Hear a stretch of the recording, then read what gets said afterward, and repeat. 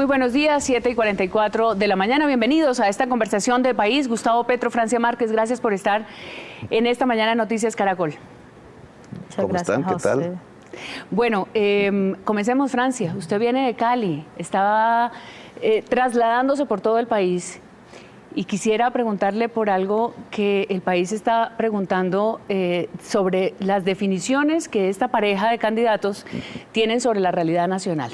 Y quería preguntarle, estaba pensando desde esta mañana, ¿qué es para usted la polarización de la que se habla en el país? Bueno, pues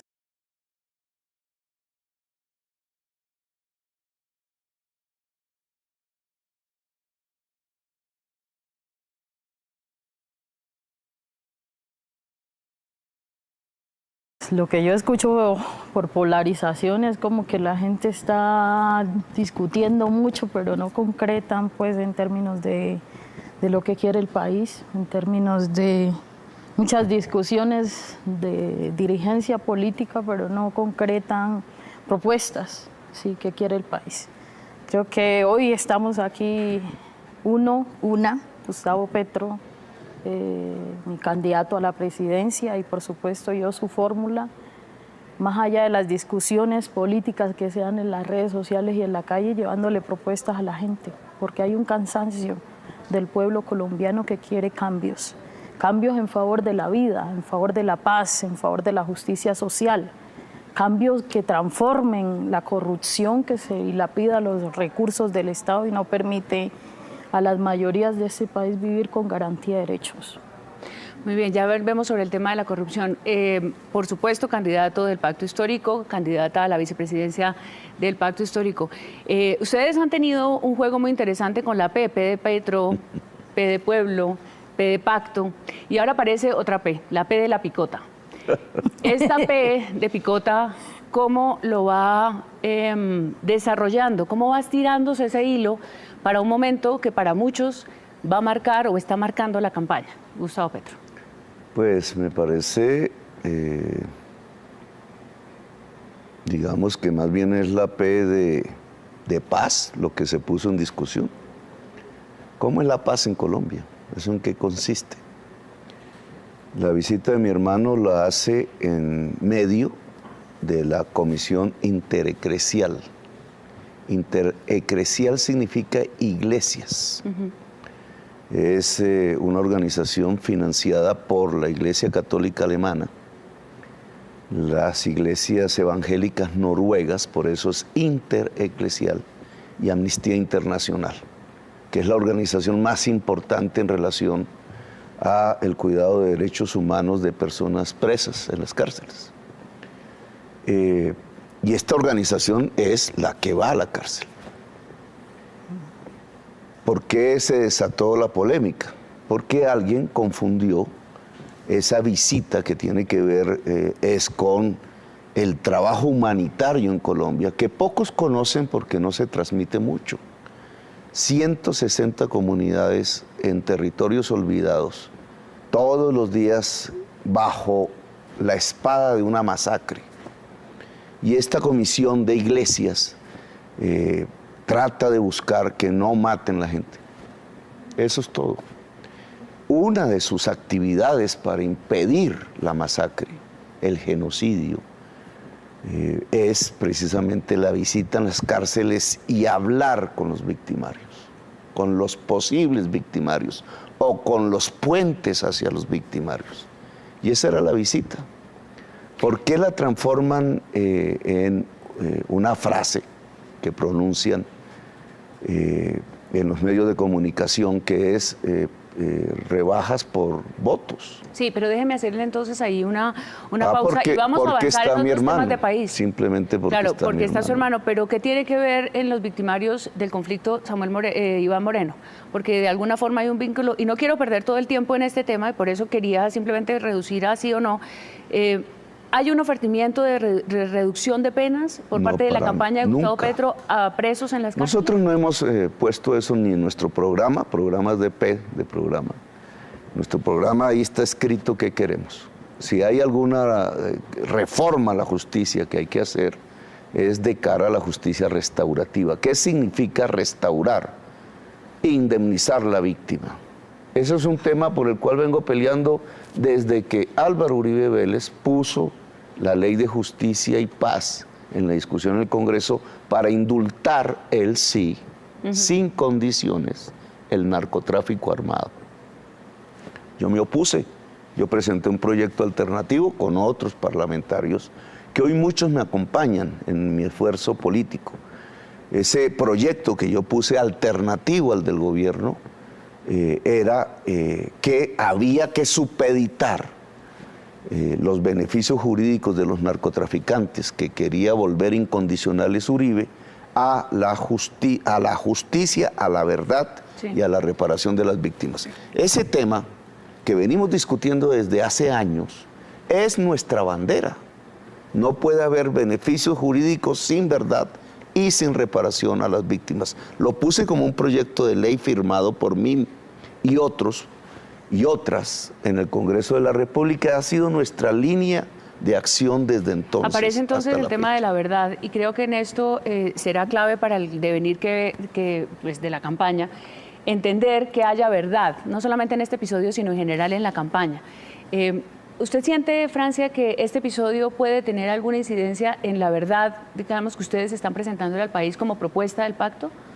Bueno, pues yo creo que como ya lo han, ahora veníamos escuchando a uno de los presos, que conservador, diciendo no es cierto, ¿sí? Han manipulado la información para perjudicar una campaña. Yo no tengo nada que ver con esa campaña y yo creo que, y él decía, y no estoy aquí porque sea de un lado o del otro, nunca he apoyado a la izquierda, pero estoy aquí porque quiero la verdad, porque quiero que se diga la verdad.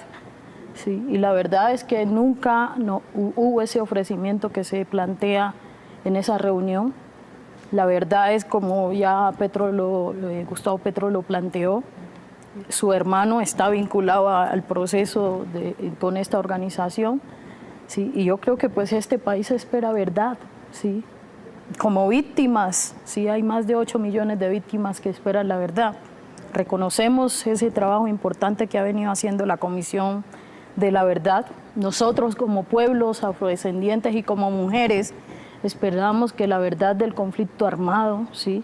salga y que esa verdad contribuya no solamente a que las personas que cometieron estos delitos, crímenes de lesa humanidad, etcétera, asuman su responsabilidad, sino la verdad para reconciliar esta sociedad. Colombia necesita una reconciliación, Colombia necesita sanarse, Colombia necesita parar de una vez por todas el conflicto armado.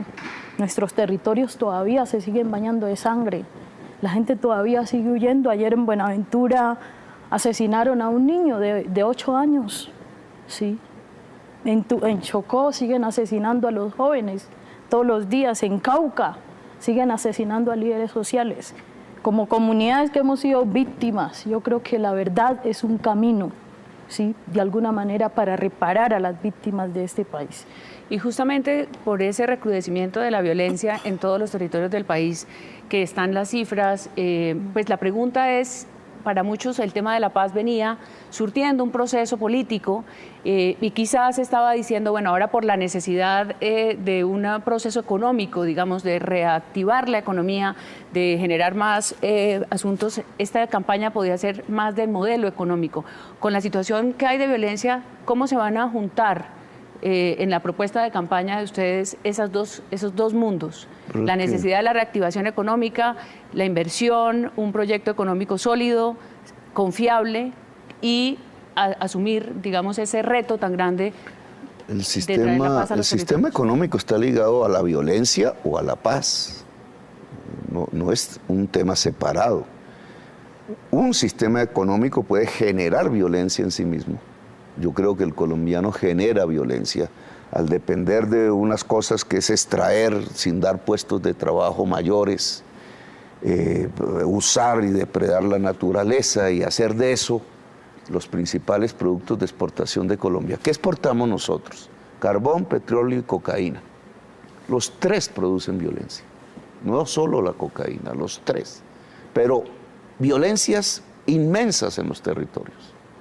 Para sacar petróleo matan comunidades, para sacar carbón dejan morir miles de niños sin agua, para sacar cocaína es a plomo limpio. Entonces tenemos un país violento por un tipo de sistema económico. Yo le decía a un periodista hace poco, miremos este tema en el largo plazo, así como sí, a lo largo del horizonte, con perspectiva. Sí. Con perspectiva hacia atrás, para verlo hacia adelante también. Entonces, ¿cuándo comenzó el narcotráfico y por qué se volvió poderoso en Colombia? Con todo lo que significa en términos de violencia. ¿Cuándo se acabó la producción industrial? Medellín. ¿Y cuándo se acabó la producción agraria? En la medida en que se fue destruyendo la industria y se fue destruyendo la agricultura, es decir, la producción fue creciendo como una alternativa buscada incluso por sectores de la sociedad, el narcotráfico. Primero en la ciudad, después en el campo, ahora en todo el país. Es el segundo producto de exportación de Colombia. Hoy la mafia es más poderosa que cuando Pablo Escobar. Hoy tiene poder político. Entonces, si lo miramos en esa perspectiva, ¿cómo miramos el sistema económico de la paz hacia adelante? Sí. Pues productivo. Tienes que volver otra vez a la producción, tienes que plantear de nuevo una industrialización de Colombia. Para eso tienes que proteger ramas que puedan crecer, las confecciones, el zapato y otras. Y tienes que plantearte el impulso de la agricultura dentro de la frontera agraria. Y entonces, cuando hablas de la agricultura, tienes que pensar en el sistema agrario, en la compra de cosechas del Estado, en el papel del Estado, en la ciencia y en la tecnología, en la tierra y el agua. ¿Qué es lo que hemos venido planteando? Si logramos producir y la riqueza que nace de la producción se distribuye relativamente bien dentro de la sociedad, tú tienes un sistema económico que te construye paz, no que te construye muerte, que te construye vida, no que te construye violencia. Una pregunta que se hace mucha gente y es, ¿con qué equipo va a hacer Gustavo Petro y Francia Márquez en su gobierno todo esto? ¿Quiénes son los profesionales que están ahí para ejecutar, para tomar decisiones, para hacer de esto, de esta propuesta, si ustedes llegan a ganar un gobierno eficiente, un gobierno capaz, un gobierno, digamos, que gestione el Estado? Mira, en el programa que se presentó, está registrado y que sigue abierto en la discusión pública, participaron 700 profesionales y expertos. Queremos ahora aterrizarlo en las comunidades. Aterrizar es región, es la mirada local del programa, que es lo que venimos haciendo recorriendo el territorio. Y se abrirá toda la sociedad, pero hay 700 profesionales expertos. Ahora, por mi experiencia en la alcaldía de Bogotá, sé que en el mismo cuerpo administrativo hay una serie de conocimientos acumulados en personas, técnicos, expertos, aquí y allá, en diversos temas, que simplemente se tienen que silenciar políticas públicas en la administración, porque la politiquería los tapa.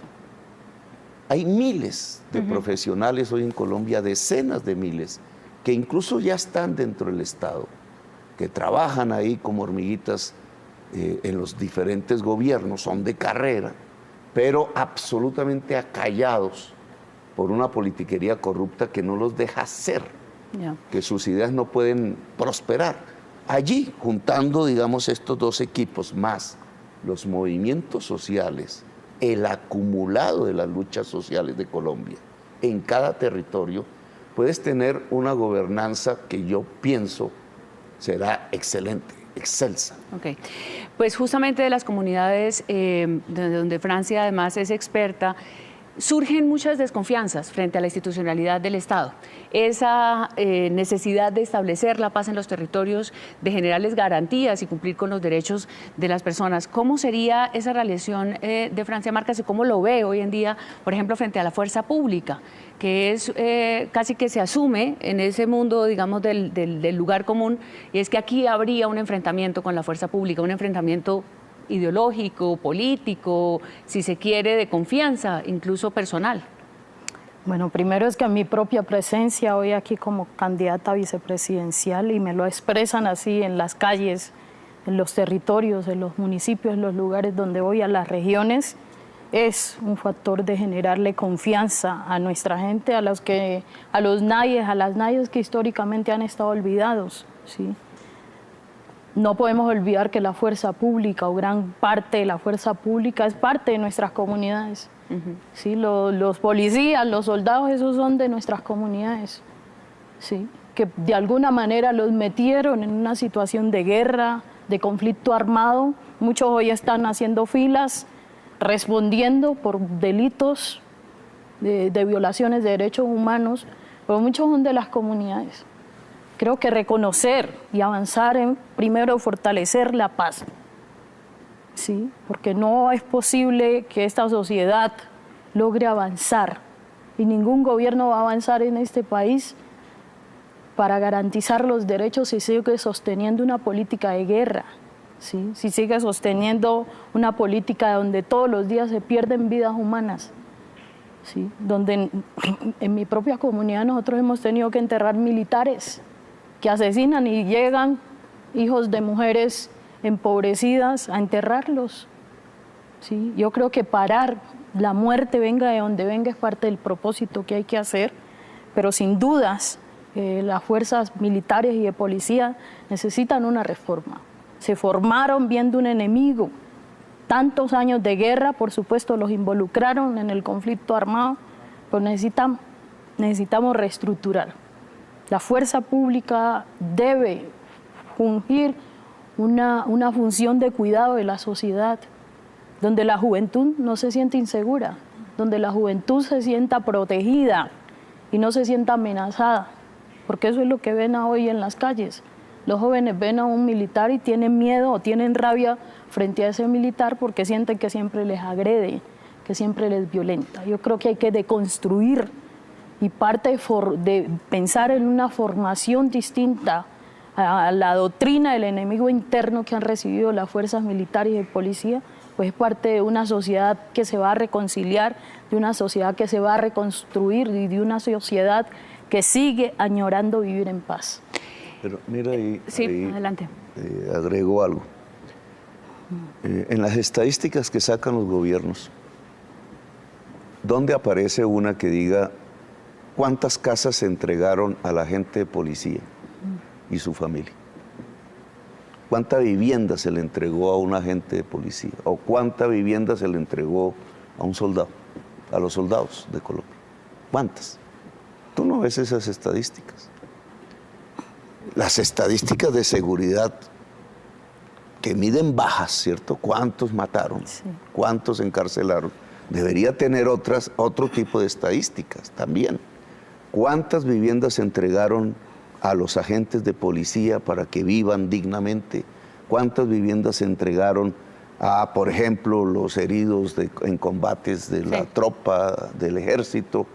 ¿Cuál es el sistema de subsidios que hay allí para que eso se produzca? ¿El soldado está subsidiando al oficial hoy? ¿O el oficial subsidia al soldado? ¿Y el Estado qué está haciendo en esa perspectiva?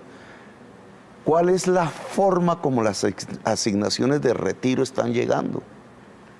Los generales amigos de Uribe empiezan a irradiar una propaganda diciendo que nosotros le vamos a quitar la pensión a los militares. Carreta. Hemos propuesto un banco de la defensa para volver más sólido un aparato de asistencia social real al soldado, a la gente de la policía.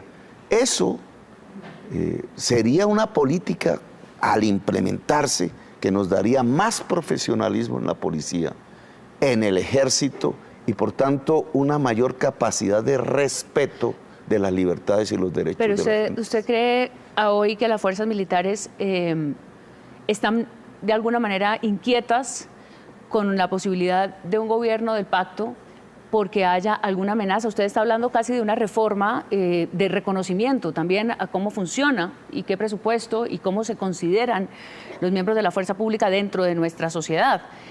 Pero los altos mandos y lo que normalmente navegamos es un discurso donde se dice las fuerzas militares van a estar teniendo una gran resistencia a una propuesta como esta. ¿Eso ustedes lo están sintiendo? Tú tienes que verlo por sectores. Mira, Andrés Pastrana, el expresidente, viene presionando el ascenso de un coronel a general, que resulta vinculado con malas prácticas. Es la política incidiendo en el ascenso de las personas que están en la carrera militar, también policial. Bueno, siempre pasan por el Congreso. Igual. Sí. Igual, entonces necesitan la mayoría de la Comisión Segunda, sí, y la mayoría de la Comisión Segunda son de la politiquería corrupta, es decir, los corruptos, incluido gente vinculada al narcotráfico en el pasado, elige quién es el general. No es el sacrificio, no es el mérito, no es la eficacia dentro de la carrera militar o policial lo que hace ascender, sino es el politiquero muchas veces criminal. Y entonces tienes unos nexos entre crimen y sectores de la cúpula que ustedes de vez en vez develan y muestran a la opinión pública. Bueno, una forma de quitar eso es que, y hay sectores del ejército y sectores de la policía que estarían de acuerdo conmigo, que dignificar, poner la palabra honor en lo que significa realmente, no en el Tribunal Internacional de violaciones, de crímenes de guerra, sino la palabra honor, implica que el mérito sea el mecanismo que permita el ascenso hasta el máximo nivel. No es el politiquero corrupto, porque el politiquero corrupto te lleva a la fuerza pública, sí, a la indignidad y a la violación de derechos humanos y al crimen. En cambio, el mérito, sí, me parece que es lo que permite que tengamos una fuerza pública digna en el país y capaz de jalonar la sociedad hacia objetivos como seguridad real, que se mide en vida, no en, sí, muertos, seguridad nacional, que se mide en que no nos afecten agentes externos, las posibilidades de una convivencia que se mide en paz, porque la mejor política de seguridad que puede haber en Colombia es la paz. Déjeme retomar, usted habla de políticos, politiqueros corruptos, y la corrupción es otro de los temas que está gravitando, y justamente ahora cuando se habló del perdón social, pues se hablaba sobre esa mirada que también puede haber a muchos presos y a muchas personas que han sido vinculadas, han sido condenadas por la justicia por haberse robado la plata pública, la plata de los niños, la plata de las construcciones, de las vías, etcétera. Colombia vive como en un dilema sobre qué hacer con tanto delincuente, tanto los armados como los corruptos. ¿Qué recoger de ahí? ¿Es posible hacer un perdón social a unos corruptos? No, yo creo que no. Yo creo que no, porque eso, la corrupción cuesta vidas. ¿Sí? Gracias a la corrupción, niños y niñas mueren de hambre en ese país. Gracias a la corrupción, en mi propia comunidad no hay agua potable. Gracias a la corrupción, muchos jóvenes no tienen garantías para los derechos.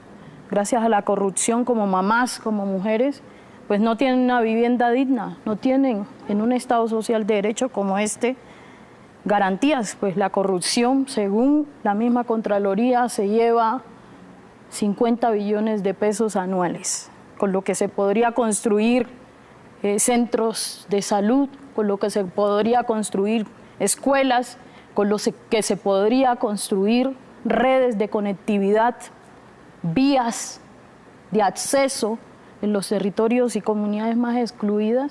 Sin embargo, esos recursos se dilapidan. El delito de corrupción no prescribe, así que yo creo que todos los corruptos deben asumir las responsabilidades de sus hechos. Eso iba a decir, ¿qué disuade a un corrupto de no ser corrupto? O sea, ¿qué disuade a una persona que llega a lo público a no robar lo público? ¿Qué realmente lo disuade si la justicia no logra? Esa es la pregunta que me parece clave. O sea, ¿cómo alguien que llega al poder y puede llegar sano o sana al poder no se corrompe? Tiene que ver con la estructura misma de la sociedad. Mira, esto del perdón social es un concepto internacional, mundial. Ya, un minuto. Tú lo mencionaste. Perdón es en sentido religioso, de Jesús, sí, de Dios o de Satanás. Mira lo que ha pasado, mira lo que ha pasado en Colombia. Han satanizado la palabra perdón. Perdón en términos sociales, no religiosos, es reconciliación social, es la base de la paz. ¿Satanizado o politizado? Porque también estamos en campaña. Satanizado, no politizado, porque cuando se habla de perdón social, estamos hablando de una discusión pública y política. ¿Y qué va a continuar? Perdón social es reconciliación social. El que quiera hablar de paz en Colombia y el que quiera ver la paz en Colombia, tiene que hablar de reconciliación de la sociedad. Ustedes, discúlpame que coloque esa palabra, llevaron y redujeron este concepto a la corrupción. Y no a lo que es la resolución definitiva de la violencia en Colombia. Definitiva es que podamos vivir durante décadas en paz como cualquier otro país, que es lo normal en cualquier otro país. Nosotros llevamos 2 siglos de guerras y violencias, que no es lo normal en la humanidad. Entonces, ¿cómo pasa una sociedad de vivir horrores en los territorios a una sociedad que conviva en paz? ¿Cómo pasa sin un proceso de reconciliación? Con ese concepto de perdón social, y ya para terminar, no tenemos en ese escenario de campaña, y pregunto como sociedad y como colombianos, digamos, la transacción por parte de la campaña de Gustavo Petro, de Francia Márquez, de perdón por votos.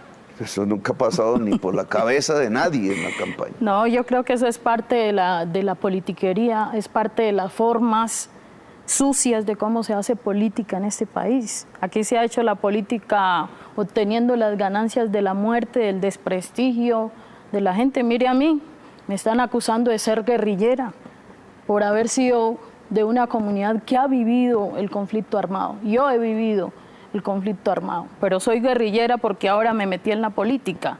Hasta antes que Gustavo Petro me nombrara como su fórmula vicepresidencial, era una mujer, una líder social, bonito, todo el mundo me mandaba flores, rosas, y ahora todo el mundo me agrede por el hecho de disputarnos la política. Entonces quieren ver a una mujer negra, ¿sí? Si es un futbolista, todos los adeptos y las flores, cuando es futbolista y le trae las medallas a Colombia, pero cuando es una persona afrodescendiente o de un territorio excluido o una mujer que quiere disputarse la política con quienes siempre han estado en el poder, entonces termina siendo lo más malo, ¿sí? Bueno, pues estas son las conversaciones de país que se están dando en medio de una campaña que queda todavía un par de meses, bueno, mentiras, menos de un par de meses, varias semanas. Gracias, Gustavo Petro, por estar aquí en estas conversaciones de país. Gracias, Francia Márquez, por estar aquí. Continuaremos en estas conversaciones de país con las demás fórmulas a la presidencia de la República. Terminen de pasar un buen día. Gracias.